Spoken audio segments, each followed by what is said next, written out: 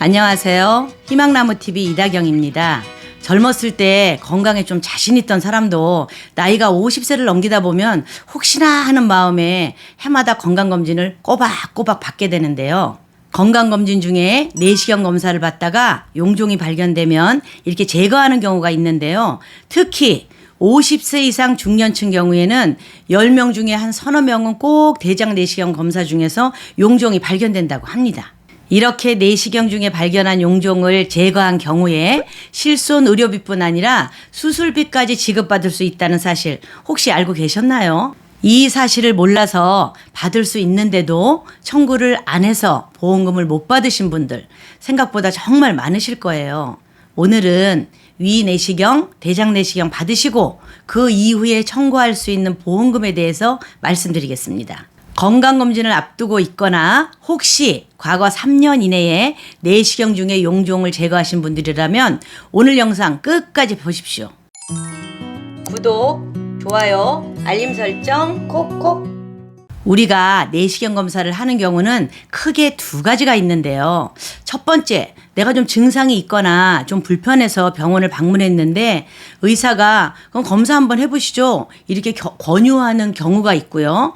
두 번째는 내가 예방 차원에서 혹시 내 몸에 이상이 있으면 어떡하지? 이러고 건강검진 중에 내시경을 하는 경우입니다. 첫 번째 경우에는 의사가 질병의 치료 목적이나 진단에 필요하다고 판단해서 내시경을 권유한 것이기 때문에 실손보험금을 청구할 수 있고요. 보상도 받을 수 있습니다. 하지만 두 번째 경우는 치료 목적이 아니고 본인이 내 건강을 체크하기 위해서 한 내시경 검사이기 때문에 실손보험으로 보상을 받을 수 없습니다. 원칙적으로 건강검진은 보험약관에서 보상하지 않는 그런 사유에 해당되기 때문인데요. 그런데 잠깐 본인이 원해서 한 내시경 검사라 하더라도 용종이 발견돼서 잘라낸 경우에는 상황이 달라집니다. 왜냐하면 그 용종 제거는 수술을 한 것이고 이 경우에 그에 따른 진단 코드가 나오기 때문에 실비보험 청구가 가능합니다. 여기에서 용종에 대해 잠깐 설명드리면 용종은 이 점막의 일부가 주위 점막 표면보다 조금 돌출한 것으로 내장 기관에 생기는 혹 같은 거라고 할 수 있는데요. 내 몸에 혹이 있다? 그럼 덜컥 겁부터 나시죠. 용종은 성인의 20% 정도 발견될 정도로 흔한 질환 중에 하나이긴 합니다. 하지만 오랜 시간을 거쳐서 용종은 점점 진행되면서 암이 되기도 하는데요. 그 중간 단계를 선종이라고 합니다.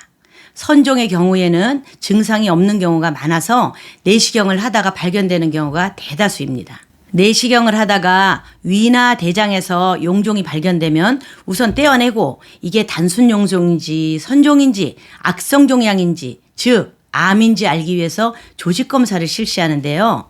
용종 제거를 한 비용과 함께 조직 검사 비용, 그 이후 치료비에 든 비용까지 실손보험에 청구가 가능하고요. 수술비 특약에 가입되어 있다면 수술비 보험금도 함께 받으실 수 있습니다. 수술비 특약은 수술의 난이도와 빈도에 따라서 분류가 되어 있는데요. 보통 1종이 수술이 좀 쉽고 빈도가 많은 그런 수술이고요.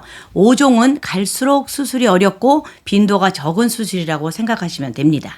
위나 대장에서의 용종 제거 수술은 앞서 말씀드렸듯이 흔하게 있는 수술이라서 2종 수술로 분류되어 있는데요. 그런데 삼성생명이나 교보, 한화 이런 생명보험사에 가입하신 분들 중에 예전에 좀 수술비 특약이 3종 분류로 나뉘어졌을 때가 있었거든요. 이 시기에 보험에 가입하셨다면 1종 수술비를 지급받을 수도 있습니다. 이렇게 3가지 종류로 분류됐던 것이 현재는 5가지 종류로 분류가 되었는데요.